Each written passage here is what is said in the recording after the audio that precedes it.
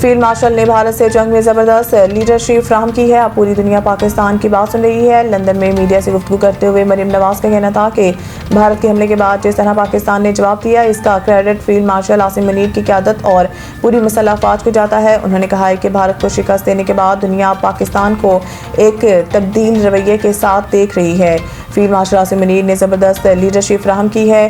अब पूरी दुनिया पाकिस्तान की बात सुन रही है। वज़ीर आला पंजाब मरीम नवाज के मुताबिक पंजाब की अवाम की तरफ से जो प्यार मिला वो कभी सोच भी नहीं सकती थी। कारकर्दगी में शहबाज शरीफ का रिकॉर्ड नहीं तोड़ा बल्कि मैं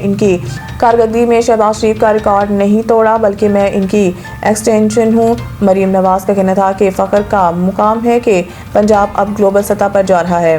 पंजाब में ढेर बरस में वो काम हुए जिन्हें अब ग्लोबल स्टेज पर लेकर जा रहे हैं। वज़ीर आला पंजाब ने मज़ीद कहा है कि पंजाब में जराइम की शरह नीचे आई, ख़वातीन खुद को महफूज तस्वर करी हैं। 51% ख़वातीन अगर अपना हिस्सा नहीं डालेंगी तो पाकिस्तान तरक्की कैसे करेगा। एक सवाल के जवाब में मरीम नवाज का कहना था कि हद तक इज़्ज़त के कवानीन बना दिए हैं, अब किसी की पगड़ी नहीं उछलेगी।